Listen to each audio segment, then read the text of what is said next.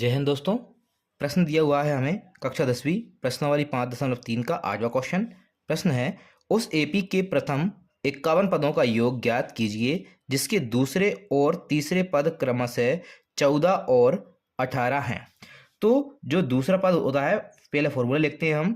A N बराबर ए plus N minus 1 और D.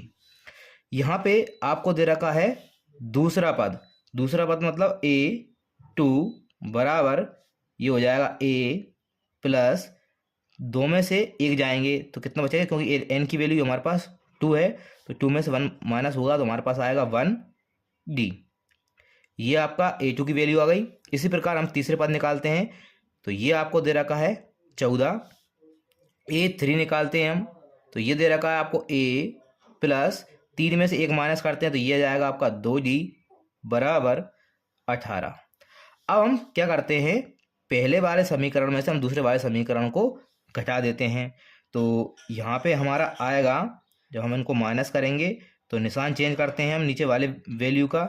ये प्लस का था माइनस का हो गया, प्लस का था माइनस का हो गया, प्लस का था माइनस का हो गया। हमको नीचे वाले नंबर की वैल्यू चेंज करना है।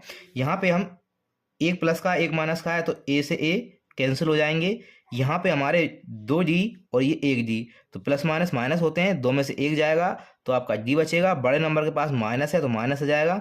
इसी प्रकार 18 में से 14 माइनस होगा, क्योंकि एक प्लस का एक माइनस का, प्लस माइनस माइनस। 18 में से 14 माइनस हुए तो हमको 4 मिलता है। बड़ी संख्या के पास माइनस है तो माइनस आ जाएगा, माइनस से माइनस कैंसिल हो जाएगा। तो जो D की वैल्यू है वो आपको प्राप्त होती है 4। यहाँ पे D की वैल्यू हमारे पास 4 आ चुकी है।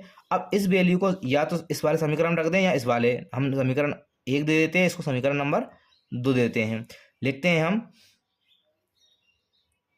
D का मान समीकरण 1 में रखने पर, तो हम रखते हैं D का मान समीकरण नंबर 1 में। तो ये 1 है, A प्लस D की वैल्यू हमारे पास कितनी है 4, और 4 का गुणा 1 में होगा कितना आएगा 4 बराबर 14। इससे आपको A की वैल्यू प्राप्त होगी 14 माइनस 4, तो आपको मिलता है A बराबर 10। 14 में से 4 जाएंगे तो हमारे कितने बचेंगे 10। अब A की वैल्यू आ गई, D की वैल्यू आ गई।